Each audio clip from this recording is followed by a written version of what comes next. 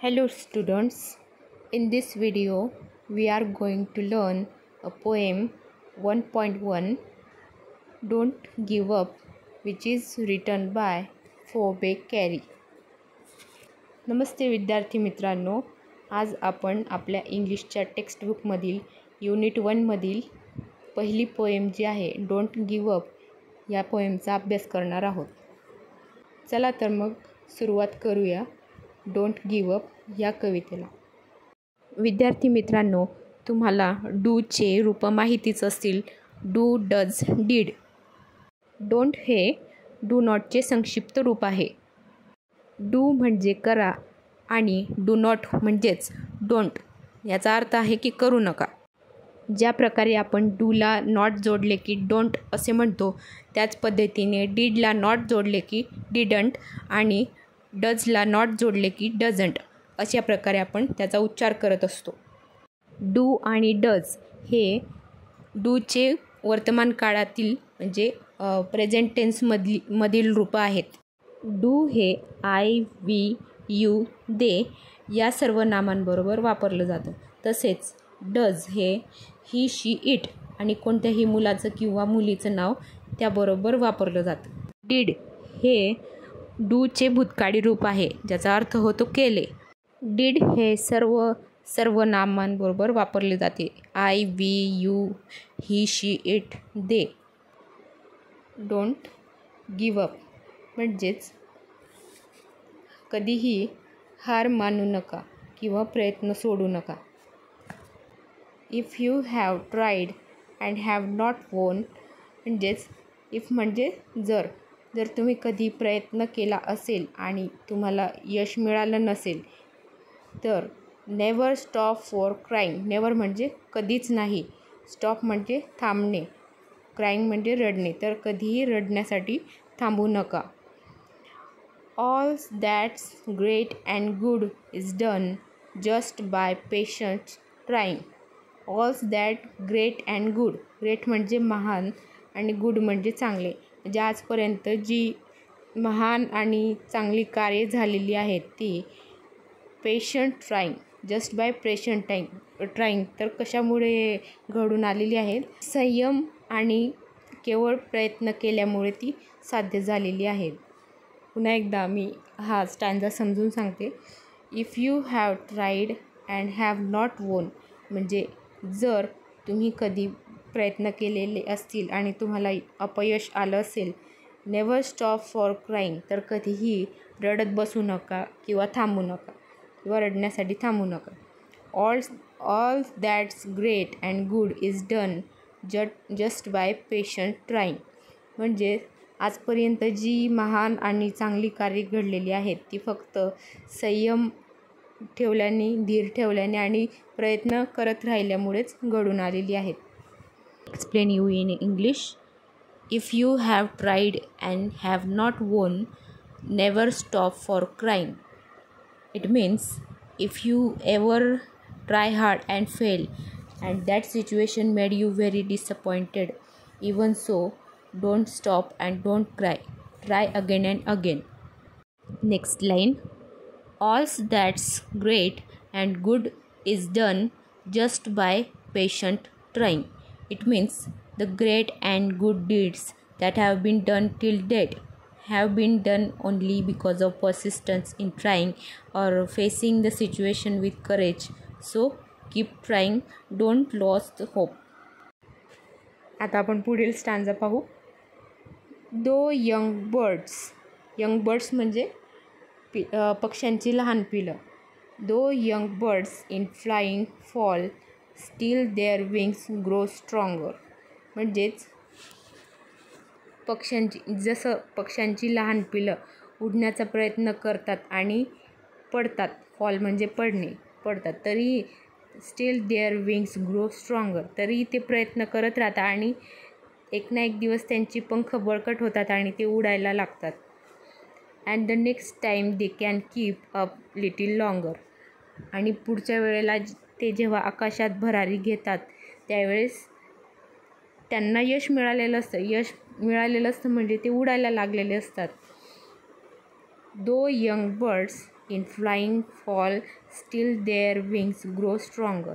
म्हणजेच पक्ष्यांची पिलं ज्याप्रमाणे उडण्याचा प्रयत्न करतात आणि पडतात, त्याचप्रमाणे आपल्याला प्रयत्न करायचे आहेत. आणि जसं ते and the next time they can keep up a little longer, म्हणजे ज्याप्रमाणे ते उडत राहतात, उडण्याचा प्रयत्न करतात आणि एक ना एक दिवस त्यांना यश मिळतं, म्हणजे ते उडायचं शिकतात.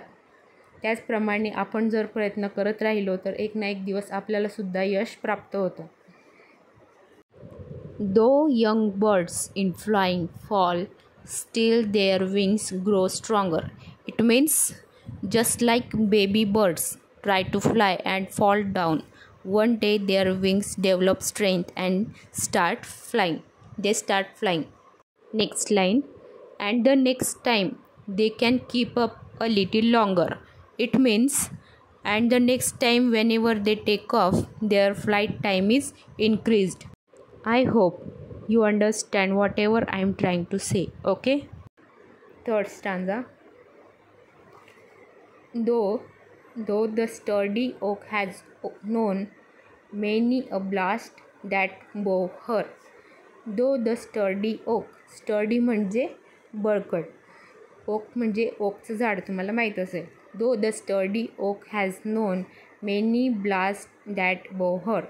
ओकचं झाड जे एकदम बळकट मानलं जातं, ते सुद्धा काही ब्लास्ट, येथे ब्लास्ट म्हणजे काय तर वादळं, तरी ते वादळांमध्ये बोहर म्हणजे वादळांमध्ये त्याचं नुकसान होतं, ते मोडतं किंवा वाकून जातं. तर she has risen again and grown. Risen म्हणजे त्याची वाढ व्हायला सुरुवात होते, and grown loftier and prouder, आणि तरीही ते अभिमानाने उंचच उंच पुन्हा वाढत जातं. Though the sturdy oak has known many blasts that bore her, म्हणजे जे ओकचं झाड आहे, जे स्टर्डी म्हणजे एकदम बळकट असं मानलं जातं, ते सुद्धा काही वेळेला वादळांमध्ये मुडतं किंवा वाकून जातं, तरीही सुद्धा ते पुन्हा लॉफ्टियर अँड प्राऊडर, तरीही ते पुन्हा अभिमानाने उंचच उंच वाढतं.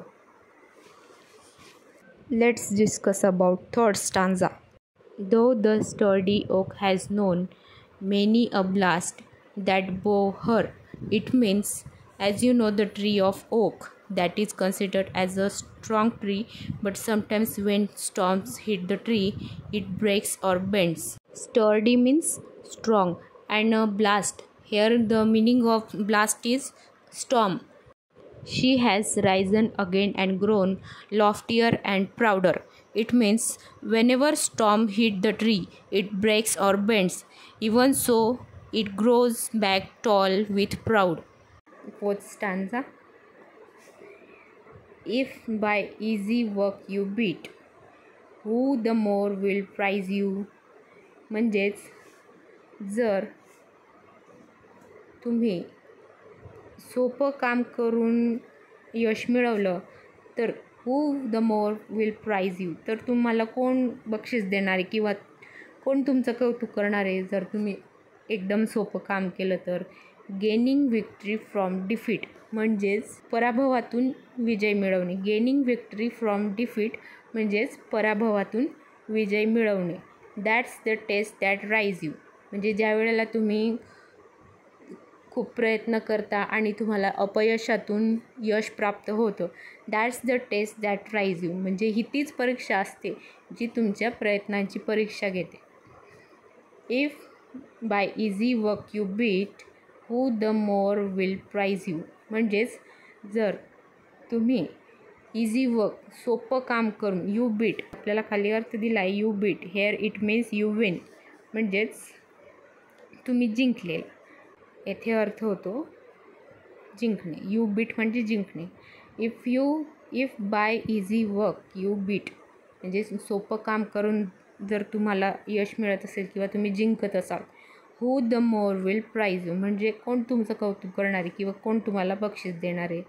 ज्या वेळेला तुम्ही कठीण काम करता किंवा खूप प्रयत्न करता आणि त्यातून तुम्ही यश मिळवता किंवा विजय मिळवता, that's the taste that rise you, म्हणजे ही तीच परीक्षा असते जी तुमच्या प्रयत्नांची परीक्षा घेते किंवा त्याच वेळेला तुमचं कौतुक केलं जातं की तुम्ही ते प्रयत्न करून ते यश मिळवलेलं आहे. Explanation in English. If by easy work you beat, who the more will prize you? Here the meaning of you beat, it means you win, you get success. When you do a very easy job and you get success or you win, then who will going to honor you or reward you? Gaining victory from defeat, that's the test that tries you. It means it is only when you work very hard and try hard and you get success that your efforts are valued, and the same time your efforts are tested. Hope you understand that I have explained you.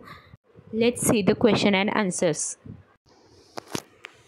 आता आपण येथे काय काय शब्दार्थ दिलेले आहेत ते बघूया.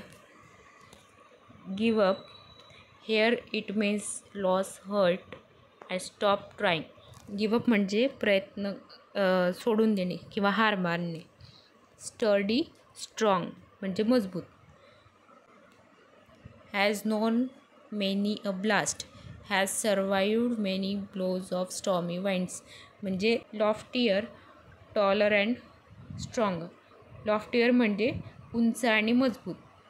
You bit, hair it means you win. You bit म्हणजे यू विन म्हणजे जिंकणे. आता खाली दिलेले प्रश्न पाहू. Have you ever given up on something good?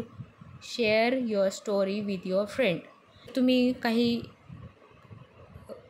चांगलं काम करण्यासाठी खूप प्रयत्न केलेले होते आणि त्यात तुम्ही अपयशी झाला, फेल झाला, तर ती गोष्ट तुम्हाला तुमच्या फ्रेंडसोबत शेअर करायची आहे. It means have you ever tried so hard to do something good and you failed and you gave up, so share that experience with your friend.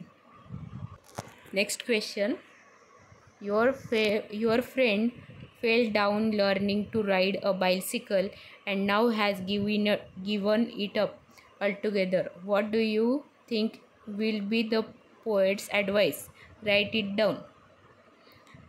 याचा अर्थ की तुमचा एखादा फ्रेंड जो सायकल शिकत होता आणि तो सायकल शिकता शिकता पडला आणि नंतर त्याने सायकल मला शिकायचीच नाही असं सांगितलं, तर त्याने काय करायला पाहिजे पोएटच्या मताप्रमाणे हे तुम्हाला लिहायचे आहे. What it says here is that your friend was learning bicycle and he fell and later he gave up or refused to learn bicycle.